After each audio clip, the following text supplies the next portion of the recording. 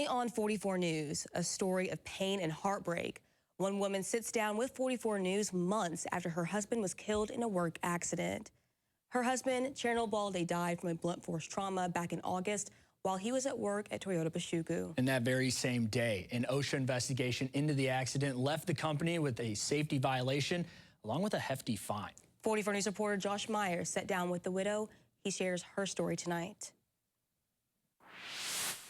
While going about a day just like any other, Cynthia Balde received a phone call from her husband's work with the worst possible news. Her husband was dead. I immediately asked him, well, what happened? What happened? And they're like, we're not at liberty to say.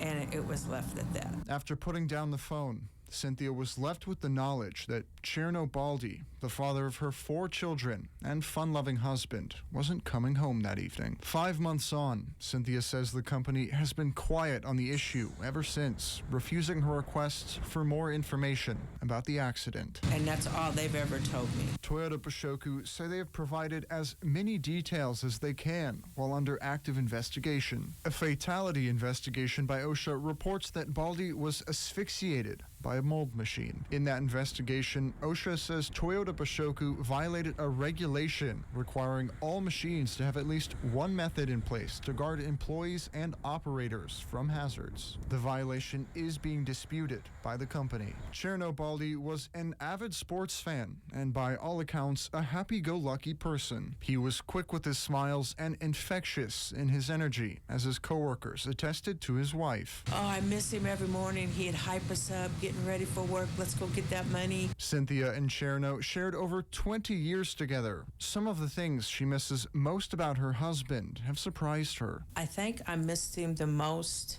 sitting on the couch watching football all the time.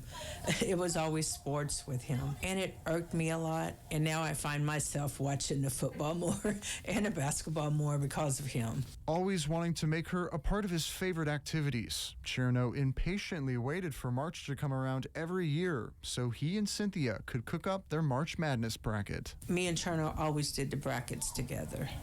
That we always did. By myself this year. Yeah, I'm sure he'll give me a couple hints. Cynthia also says she hopes Cherno will be remembered for the joy he brought others, not the accident that took him before his time. Josh Myers, 44 News.